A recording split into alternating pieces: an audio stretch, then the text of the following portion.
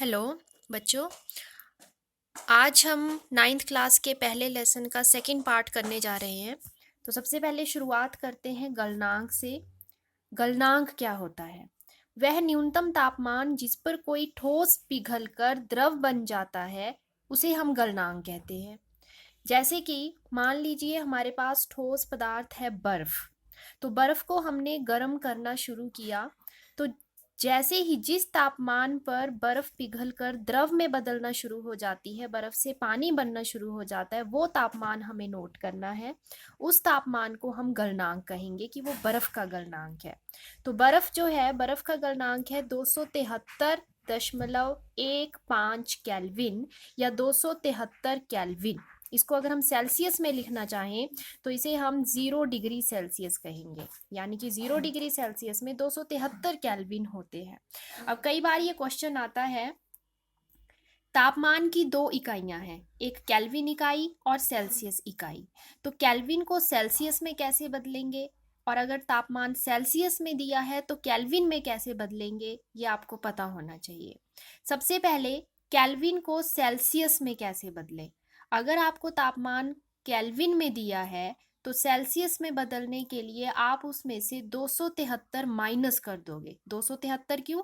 क्योंकि 273 केल्विन के बराबर होता है 0 डिग्री सेल्सियस। ठीक है, तो इसीलिए हम केल्विन में से 273 जब माइनस कर देंगे तो जो हमें रिजल्ट मिलेगा वो मिलेगा सेल्सियस में। अगर उल्टा आया, सेल्सियस को केल्विन में बदलो, तो हमें 273 उसमें प्लस करने हैं। ठीक है, तो ये बन गया 100 डिग्री सेल्सियस का 373 केल्विन। तो ये बात आपने याद रखनी है कि यदि केल्विन को सेल्सियस में बदलना है तो माइनस 273 कर दो, और अगर सेल्सियस को केल्विन में बदलना है तो प्लस 273 कर दो। ठीक है, उसके बाद आपकी बुक में एक एक्टिविटी दी हुई है इस तरह से। मान लीजिए हमने एक बीकर में कुछ बर्फ के टुकड़े लिए और उन्हें गर्म करना शुरू किया, नीचे से ऊष्मा देना शुरू की। ठीक है, और इस बीकर में हमने लगा दिया एक थर्मामीटर तापमान नोट करने के लिए। ठीक है, तो आप देखोगे कि पहले तो जब बर्फ का जो तापमान है वो 0 डिग्री सेल्सियस होगा, या मान लीजिए थोड़ा सा तापमान उसका 5 डिग्री सेल्सियस है। ठीक है, हम ये मान के चलते हैं कि बर्फ का हमने इनिशियल तापमान जो देखा शुरू का वो 5 डिग्री। अब जैसे जैसे हमने यहाँ से ऊष्मा देनी शुरू की तो तापमान बढ़ेगा।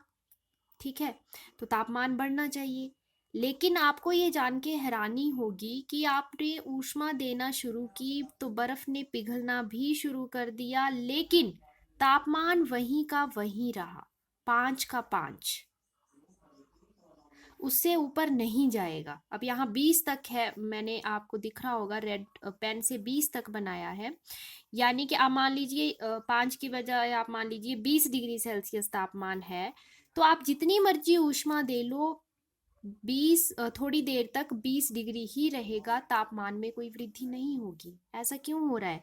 हम जो यहाँ से ऊष्मा दे रहे हैं वो कहाँ गई? अगर यहाँ पे तापमान नहीं वृद्धि हो रही है, नहीं दिखा रहा है, तो वो ऊष्मा कहाँ गई?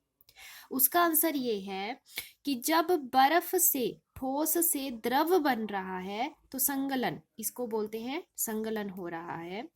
तो जो बर्फ के कण हैं उनके बीच में जो आकर्षण बल है, पहले वो बल टूटेगा तभी ठोस से द्रव बनेगा। तो उस आकर्षण बल को तोड़ने के लिए कुछ ऊष्मा चाहिए। तो ये जो ऊष्मा हम लगातार दे रहे हैं ये उस आकर्षण बल को तोड़ने के लिए इस्तेमाल हो जा रही है, तभी बर्फ से पानी बन रहा है। तो जो भी ऊष्मा दी वो तो आकर्षण बल को तोड़ने में यूज हो गई, तो पानी को गर्म करने के लिए तो ऊष्मा बची ही नहीं। इसीलिए हमें यहाँ पर तापमान में कोई वृद्धि नहीं दिखती, और वो तब तक नहीं दिखेगी जब तक सारी बर्फ जो है वो पिघल कर पानी नहीं बन जाएगी। जब सारे आकर्षण बल कणों के बीच टूट जाएंगे तब ऊष्मा बचेगी, तब पानी का तापमान धीरे धीरे ऊपर चढ़ना शुरू होगा। तो यानी कि हम जो ऊष्मा दे रहे हैं वो छुपे हुए रूप में है, इसलिए उसको गुप्त ऊष्मा कहते हैं। जो हमें दिखाई नहीं दे रही, कहीं पे भी गर्म नहीं कर रही, ना पानी को गर्म कर रही है, ना तापमान उसमें बढ़ा हुआ आ रहा है। तो ऐसा माना जाता है कि वो छुपी हुई ऊष्मा है जो इस आकर्षण बल को तोड़ने के लिए यूज हो रही है। तो ऐसी ऊष्मा को गुप्त ऊष्मा कहते हैं। अब यहाँ क्योंकि ठोस से द्रव बन रहा है, तो इसीलिए इसको हम कहेंगे संगलन की प्रसुप्त ऊष्मा। यानी कि 1 किलोग्राम ठोस को द्रव में बदलने के लिए जितनी ऊष्मा दी गई उसको कहते हैं संगलन की प्रसुप्त ऊष्मा। उसी प्रकार जब वाष्पीकरण होगा धीरे धीरे तापमान बढ़ेगा, बर्फ सारी पिघलकर पानी बन जाएगी, फिर तापमान बढ़ना ऊपर शुरू होगा और 100 डिग्री सेल्सियस पर पहुंचेगा तो सारी बर्फ पानी में बदल चुकी होगी और पानी उबलना शुरू कर देगा और पानी गैस में बदलना शुरू हो जाएगा, यानी कि वाष्पीकरण शुरू हो जाएगा। तब पानी से भाप बनने के लिए जो ऊष्मा यूज हुई उसको कहेंगे वाष्पीकरण की प्रसुप्त ऊष्मा। तो वह तापमान जिस पर कोई द्रव उबलना शुरू कर देता है उसे क्वथनांक यानी कि बॉइलिंग पॉइंट कहते हैं। जैसे कि पानी है, तो पानी जैसे ही पानी का तापमान 100 डिग्री सेल्सियस तक पहुंचेगा पानी उबलना शुरू कर देगा। ठीक है, तो पानी का क्वथनांक हुआ 100 डिग्री सेल्सियस या 373 केल्विन। तो 1 किलोग्राम द्रव को गैस में बदलने के लिए जितनी ऊष्मा लगी उसको कहेंगे वाष्पीकरण की प्रसुप्त ऊष्मा। ठीक है, अब यहाँ से क्वेश्चन आता है कि भाप से अधिक जलन क्यों होती है। आपको गर्म पानी और गर्म भाप दोनों आपके हाथों पे गिर जाए तो आपको भाप से अधिक गर्मी लगती है। क्यों? क्योंकि भाप जब बनी, द्रव से भाप जब बनी, वाष्प गैस जब बना, तो उसमें वो गुप्त ऊष्मा भी छुपी हुई है, साथ में उसके पास अतिरिक्त ऊष्मा है। जो द्रव को गैस बदलने के लिए ऊष्मा यूज हुई, द्रव से गैस बनाने के लिए, वो भी तो उसके पास एक्स्ट्रा है जो द्रव के पास नहीं है। तो इसके पास एक्स्ट्रा ऊष्मा है गुप्त ऊष्मा के रूप में, जिसके कारण जलन ज्यादा होती है। तो हम कह सकते हैं कि ठोस से द्रव और द्रव से गैस बनता है और जब तापमान कम करते हैं तो वापस गैस से द्रव और द्रव से ठोस। तो हम तापमान कम या ज्यादा करके पदार्थ की एक अवस्था को दूसरी अवस्था में बदल सकते हैं। उसके बाद आता है ऊर्ध्वपातन। क्या होता है? आपने देखा होगा घरों में हम फिनाइल की गोलियां यूज करते हैं अलमारियों में रखने के लिए, कपड़ों में रखने के लिए। आपने एक फिनाइल की गोली रखी अलमारी में, कुछ दिनों के बाद आप देखोगे आपको वो गोली वहां पे नहीं मिलेगी। वो कहाँ गई? वो वाष्प में परिवर्तित हो गई, भाप बन के उड़ गई।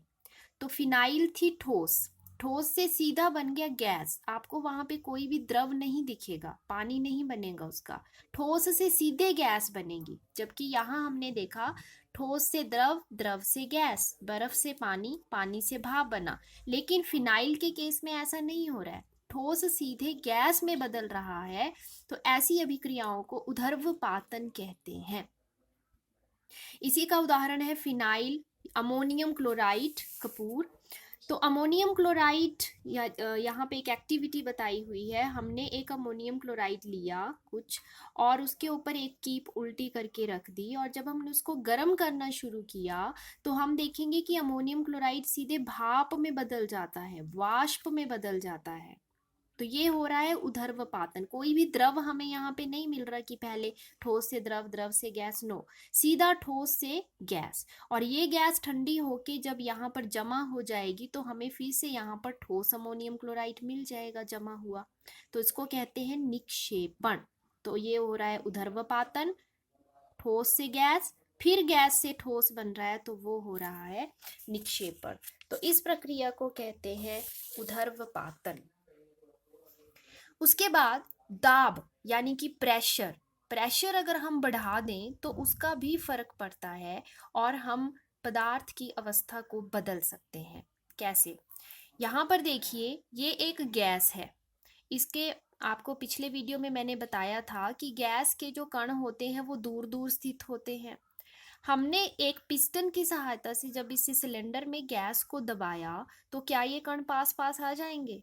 कुछ इस तरह से, और दबाया तो ये और पास आ जाएंगे, बिल्कुल पास आ जाएंगे। और इतने पास कण होते हैं जब, तो वो गैस नहीं रहती, वो द्रव अवस्था में बदल जाती है। यानी कि जैसे जैसे हमने प्रेशर बढ़ाया तो गैस बन गई द्रव। तो हम गैस को द्रव में बदल सकते हैं कैसे? एक तो दाब बढ़ाकर और तापमान कम करके गैसों को द्रवों में बदला जा सकता है। ठोस कार्बन डाइऑक्साइड को उच्च दाब पर सीधे गैस में बदला जा सकता है, ठीक है। और क्योंकि सीधे ठोस से गैस बन रही है, बीच में द्रव वाली अवस्था नहीं बन रही, इसलिए इसको सूखी बर्फ, ठोस CO2 को शुष्क बर्फ भी कहते हैं। तो इस तरह से आप देख सकते हो कि दाब और तापमान में परिवर्तन करके हम पदार्थ की अवस्थाओं को एक दूसरे में बदल सकते हैं। ठोस से जब द्रव बनता है तो उसको कहते हैं संगलन। द्रव का जब गैस बनेगी तापमान को बढ़ा के तो बोलेंगे वाष्पीकरण। और गैस से जब ठोस बनेगा तब उसको कहेंगे निक्षेपण। और इसी तरह से जब उल्टा हो जाएगा, ठोस सीधे गैस में बदलेगा तो उर्ध्वपातन। गैस जैसे पानी की भाप है, वो द्रव में बदलेगी तो उसको बोलेंगे संघनन। और जब द्रव का तापमान कम करके उसको ठोस में बदला जाएगा तो वो हुआ जमना। तो दाब और तापमान में परिवर्तन करके हम पदार्थ की अवस्थाओं को एक दूसरे में बदल सकते हैं। उसके बाद आता है वाष्पीकरण। क्या होता है? क्वथनांक से कम तापमान पर जब द्रव वाष्प में बदल जाता है। अब वाष्प, पानी से भाप बनने के दो तरीके हैं। पानी को उबालना शुरू कर दो गैस पे रख के तो भाप बनेगी, लेकिन वहां पर पानी पहले अपने क्वथनांक 100 डिग्री सेल्सियस पर पहुंचेगा तब भाप बनेगी। लेकिन कई बार आप देखते होंगे जैसे बाहर फर्श पर आंगन में कहीं पानी पड़ा है, अगले दिन वो आपको सूखा हुआ मिलेगा। तो वहां पर क्या हुआ कि पानी भी वाष्प में बदला, लेकिन बिना उबले, बिना अपने क्वथनांक पर पहुंचे। तो ऐसा जब होता है तब हम उसको कहते हैं वाष्पीकरण, कि क्वथनांक से कम तापमान पर जब कोई द्रव वाष्प में बदलता है। अब वाष्पीकरण को प्रभावित करने वाले कुछ कारक हैं। सबसे पहले है सतह क्षेत्र। जितनी ज्यादा सतह होगी पानी उतना ज्यादा वाष्पीकृत होगा। जैसे कि एक क्वेश्चन यहाँ से आता है कि कप में और प्लेट में चाय हम किससे जल्दी पी सकते हैं? प्लेट से, क्योंकि इसमें चाय जल्दी ठंडी होगी। क्यों ठंडी होगी? क्योंकि प्लेट का सतह क्षेत्र अधिक है, कप का सतह क्षेत्र, एरिया, कम है। तो ज्यादा वाष्पीकरण किसमें होगा? प्लेट में। कप में कम होगा। तो जहां वाष्पीकरण ज्यादा होगा वहां जल्दी जल्दी वाष्पीकरण होगा और जल्दी चाय ठंडी हो जाएगी। इसलिए यही कारण है कि अगर हम कपड़ों को, गीले कपड़ों को सूखने डालें बाहर, एक कपड़ा आपने लिया अच्छे से फैला के डाला, दूसरा कपड़ा आपने इकट्ठा करके ही रख दिया, कौन पहले सूखेगा? फैलाया हुआ कपड़ा। क्यों? क्योंकि उसका सतह क्षेत्र बढ़ा दिया आपने, तो ज्यादा वाष्पीकरण होगा, जल्दी सूखेगा। जो कपड़ा आपने इकट्ठा करके रखा है उसका सतह क्षेत्र कम होगा, वाष्पीकरण की दर कम होगी और वो देर से सूखेगा। आर्द्रता। हमारे वायुमंडल में जलवाष्प होते हैं, पानी होता है, तो जितनी ज्यादा आर्द्रता होगी वाष्पीकरण उतना कम होगा। मॉनसून में, बारिश के मौसम में ज्यादा आर्द्रता होती है, इसलिए कपड़े देर से सूखते हैं। गर्मियों में शुष्क वातावरण होता है, वायुमंडल में आर्द्रता कम होती है तो कपड़े जल्दी सूखते हैं। तो आर्द्रता जब कम होगी तो वाष्पीकरण ज्यादा होगा, और जब आर्द्रता वायुमंडल में ज्यादा होगी तो वाष्पीकरण धीरे धीरे होगा। वायु की गति। वायु अगर तेज चली हो तो कपड़े जल्दी सूखते हैं, मतलब जितनी अधिक वायु की गति होगी उतना अधिक वाष्पीकरण होगा। तापमान, जितना अधिक तापमान होगा वाष्पीकरण उतना अधिक होगा। अब बाहर आपने एक प्लेट में पानी रखा है और कमरे के अंदर भी एक प्लेट में पानी रखा है। बाहर सूर्य की गर्मी में जो प्लेट में पानी रखा है और अंदर, उसमें से कौन सा पहले वाष्पीकृत होगा? बाहर रखा हुआ। क्यों? क्योंकि बाहर तापमान अधिक है और अंदर तापमान कम है।